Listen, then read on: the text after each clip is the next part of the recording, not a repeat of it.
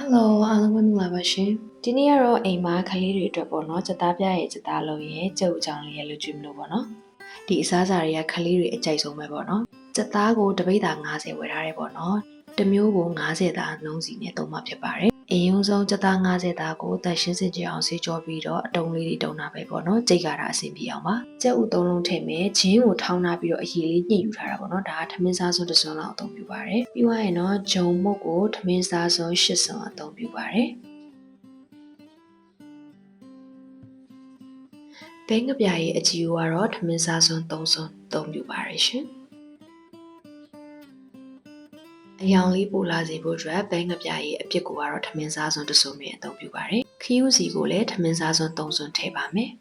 တခြားကိုကတော့ထမင်းစားစွန်းနဲ့1စွန်းခွဲလောက်အသုံးပြုပါတယ်ဟင်းခတ်မှုကိုကတော့လက်ဖက်စားစွန်းနဲ့1စွန်းအသုံးပြုပါတယ်စားကိုလည်းလက်ဖက်စားစွန်းနဲ့1စွန်းလောက်ထည့်လိုက်ပါတယ်ရှင်ပြီးသွားရင်တော့ရေခဲတုံးတုံးသေးလေးတွေ15တုံးလောက်သုံးရတယ်ပေါ့နော်ဒီ15တုံးလုံးကိုထည့်ပြီးတော့ကြိတ်တာတော့မဟုတ်ဘူးပေါ့နော်3တုံး4တုံးတစ်ခါထည့်ကြိတ်တယ်3တုံး4တုံးတစ်ခါထည့်ကြိတ်ပေါ့နော်စက်သားတွေလုံးဝပေါင်ပစ္စည်းတွေနဲ့အားလုံးကြည်ညက်သွားပြီဆိုတော့မှပေါင်းမဲ့ဗန်လေးကိုထောပတ်လေးတုပ်ပြီးတော့ဒီထဲကိုကျွန်တော်တို့ကြိတ်ထားတာလေးတွေတေချာလေးနေရာချမှာဖြစ်ပါတယ်ကျမကလေကြိတ်ထားတဲ့စက်သားတွေအားလုံးထည့်ပြီးတော့မှနေရာချလိုက်တဲ့အခါကျတော့လီခိုသွားတယ်ပေါ့နော်တကယ်တမ်းဆိုလို့ရှိရင်တလွာစီထည့်ပြီးတော့ပေါ့နော်တေချာလေးနေရာချလို့ရှိရင်တော့လေမခိုးနိုင်ပါဘူးကျမကတော့အခုစက်သားတွေအားလုံးထည့်ပြီးတော့မှနီနီညာလေးဖြည့်သွားအောင်ပေါ့နော်ဖြန့်လိုက်တာဖြစ်တဲ့အခါကျတော့နေရာချလိုက်တဲ့အခါကျတော့ပေါ့နော်လေခိုးသွားပါတယ်ရှင်လေမခိုးလို့ရှိရင်ပို့ပြီးတော့လှမှာပေါ့နော်အခုတော့လေခိုးကတော့တိတ်မလှတော့ပါဘူးရှင်အိမ်မှာပေါင်းတဲ့အိုကအကြီးမရှိတာနဲ့ကျမဓာတ်အိုလေးနဲ့အဆင်ပြေသလိုမျိုးပေါင်းပါတယ်45မိနစ်လောက်ပေါင်းပါတယ်ပြီးသွားရင်သွားကြထိုးတံလေးနဲ့ထိုးပြီးတော့စိုက်ကြည့်လို့ကျမတို့အသားတွေပါမလာဘူးဆိုရင်တော့ဒါဆိုရင်တော့စက်သားပြားလေးရပြီပေါ့နော်ကိုလိုချင်တဲ့အနေထားလေးတွေလှီးဖြတ်ပြီးတော့တင်ထားလို့ရပါတယ်ဒါလေးဆိုရင်အခဲခံနဲ့ထည့်ထားလို့ရှိရင်ဂျာကြီး3ခန့်နေပေါ့နော်ပြီးသွားရင်တော့စက်သား90သားကိုတန်ရှင်းစစ်ကြအောင်ဆေးကြောပြီးတော့တုံးလေးတွေတုံးထားမယ်ပေါ့စက်သားကိုအရင်ဆုံးကြိတ်လိုက်ပါမယ်ဒါကတော့စက်သားလုံးပြုတ်လို့ဖို့အတွက်ပေါ့နော်ဒီတစ်ခါမှာတော့ဘာပစ္စည်းတွေကိုအတူတူရောမကြိတ်ပဲနဲ့တက်စီခွဲပြီးလုပ်မယ်ပေါ့နော်အရင်ဆုံးစလုံးအသက်တစ်လုံးလေးကိုပြောင်းကုန်မုံထမင်းစားစွန်း4စွန်းထည့်ပါမယ်ရှင်ပြီးသွားရင်ဘေကင်ပေါင်ဒါကလက်ဖက်စားစွန်းနဲ့2စွန်းထည့်ပါတယ်ပြီးသွားရင်စက်သားမုတ်ကိုကတော့ထမင်းစားစွန်း1စွန်းထည့်ပါတယ်ငရုတ်ကောင်းမုတ်လည်းထမင်းစားစွန်း1စွန်းထည့်ပါမယ်စားကလက်ဖက်ရည်စွန်းနဲ့1စွန်းတခြားကတော့ထမင်းစားစွန်းနဲ့1စွန်းတမှုတ်တွေတီးတန့်ကိုပဲတေချာလေးရောသမမွေသွားအောင်အရင်ဆုံးပွေလိုက်မယ်ပေါ့နော်ဒါလေးတွေကစက်သားနဲ့တူတူကြိတ်လဲရတယ်ပေါ့နော်ကျမပုံစံမတူအောင်လေးလုပ်ပြတာမို့လို့ပါရှင်အမှုတ်လေးတွေကအားလုံးရောသမသွားပြီဆိုရင်တော့ဟင်းသီးဟင်းရစီကထမင်းစားစွန်း1စွန်းနဲ့ပင်းငပြရဲ့အကျဲလေးထမင်းစားစွန်း1စွန်းထည့်ပါတယ်ဒါကိုလည်းရောသမမွေအောင်တည်တည်ချာချာလေးမှုေပြီးပြီဆိုရင်တော့ကြိတ်ထားတဲ့စက်သားတွေကိုထည့်ပြီးတော့ကျမတို့ကြိတ်ပါဖြစ်ပါတယ်ရှင်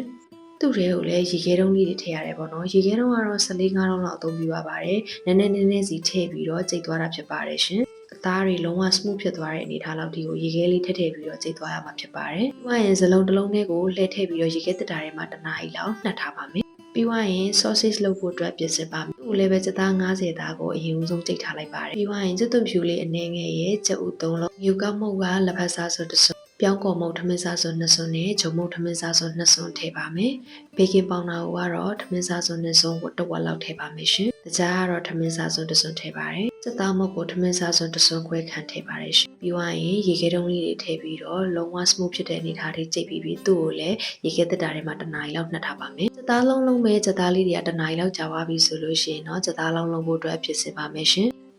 လက်ကိုတန်ရှင်းစင်ချိန်အောင်ဆေးကြောပြီးတော့ရေလေးပေါ့နော်ရေလေးစွပ်ပတ်လေးတဲ့အနေထားမှာကျမတို့စက်သားတွေကိုဒီလိုလေးစုပ်ပြီးတော့ညှစ်ပြီးတော့ပေါ့နော်စက်သားလုံးဖြစ်အောင်လုပ်ကြတာဖြစ်ပါတယ်။ကျမတို့လက်အိတ်ဆွလို့မရဘူးပေါ့နော်။သူကလက်အိတ်ဆွလို့ရှိရင်လက်အိတ်မှာဒီအသားတွေကပ်ပါသွားနိုင်ပါတယ်။အဲ့တော့စက်သားလုံးလုပ်တဲ့အခါကျလို့ရှိရင်ဘေးမှာရေကွက်ကလေးလည်းထားရတယ်ပေါ့နော်ဒီရေကွက်လေးတွေကိုလက်လေးကနိုင်စေးလိုက်ပြီးတော့စက်သားကိုနယ်လိုက်ပြီးတော့ရှင်ညှစ်ပြီးတော့ဒီအလုံးလေးတွေကိုပြုတ်လိုက်ပေါ့နော်ဒီလိုလုပ်ရတာဖြစ်ပါတယ်လက်ထဲမှာရေလေးစူစီနဲ့မှလည်းကျမတို့စက်သားကိုကန်ရတာအဆင်ပြေတာဖြစ်ပါတယ်ရင်နွေးစုယုံအနေထားလေးမှာပဲထည့်ပြီးတော့ရင်နွေးပေါ်မှာဘောလုံးပေါ်လာပြီဆိုရင်တော့ကျမတို့ရေခဲရည်ထဲမှာထည့်စိမ်ရတာဖြစ်ပါတယ်စက်သားလုံးပြီးပြီဆိုရင်တော့ကြက်ဥချောင်းလုပ်ပါမယ်ကြက်ဥချောင်းအတွက်ကလေ plastic wrap သုံးပြရတာကျမမကြိုက်တာရဲ့အလူမီနီယံဖိုင်နဲ့လည်းမသုံးကျင်တာကြောင့်ကျမဘေကင်းပေပါလေးနဲ့သုံးပါတယ်အဲ့တော့ကြက်ဥချောင်းအတွက်စက်သားကလည်းတနားရီလောက်ပြည့်သွားပြီပေါ့နော်ရေခဲတက်တာထဲမှာတနားရီလောက်ပြည့်သွားပြီဆိုလို့ရှိရင်တော့ကျမတို့ထုတ်ပြီးတော့ဘေကင်းပေပါထဲမှာကျမတို့ဒီလိုပုံစံလေးအချောင်းပုံစံလေးလုပ်မယ်ပေါ့နော်သူ့ကိုပိုက်ပင်ပတ်တဲ့ထည့်ပြီးတော့ဘေကင်းပေပါပေါ်မှာကိုလိုချင်တဲ့အနေအထားလေး ထည့်ပါမယ်ရှင်။ပြီးသွားရင်ဒီလိုမျိုးလေးလိပ်ပြီးတော့ကျမတို့တကြားလုံးဘေးနှစ်ဖက်ကိုတကြားလုံးလိပ်တယ်လို့လေးလိပ်မယ်ပေါ့နော်။ကျုပ်ချောင်းလေးကတော့ဒီပုံစံတိုင်းလေးပဲလုပ်သွားပါတယ်။မလှဘူးပေါ့နော်။ကျမတို့ baking paper နဲ့ဖြစ်တဲ့အခါကျတော့အသားလေးတွေကမလှဘူးဒါပေမဲ့စားလို့ကောင်းပါတယ်။ plastic wrap တို့ aluminum foil တို့နဲ့လုပ်လို့ရှိရင်တော့ကျွန်တော် ready made ကြက်ဥချောင်းအတိုင်းပေါ့နော်smooth ဖြစ်နဲ့လှလှပပလေးထွက်လာမယ်ထင်တယ်ပေါ့နော်။မက baking paper နဲ့လုပ်လိုက်တဲ့ခါကျတော့မလှဘူးဆိုပေမဲ့စားလို့အရင်ကောင်းပါတယ်။အဓိကကလေးတွေကြိုက်တာလေးတွေကိုပေါ့နော်အနေရကင်းကင်းနဲ့